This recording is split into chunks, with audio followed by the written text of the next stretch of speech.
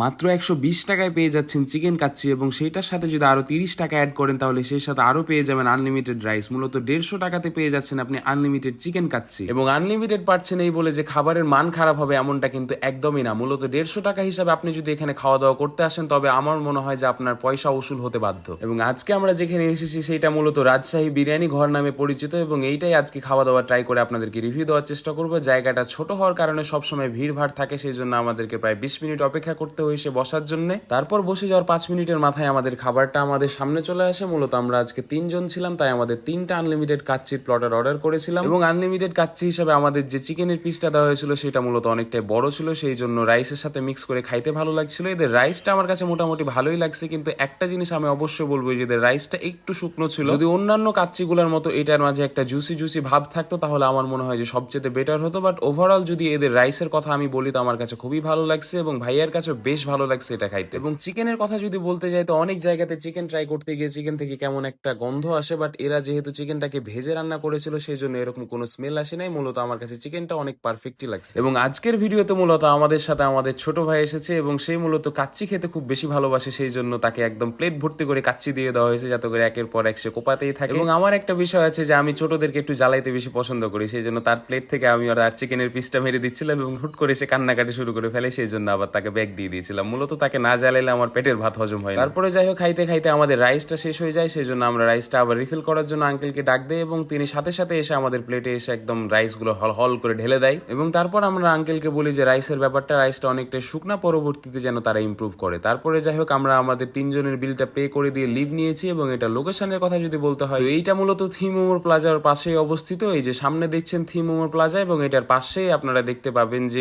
রাজশাহী বিরিয়ানি ঘর। So overall আমার ভিডিওটি ভালো লাগলে অবশ্যই আমার পেজটি ফলো করে আমার সাথেই থাকবেন। দেখা হচ্ছে পরবর্তী ভিডিওতে। আল্লাহ হাফেজ।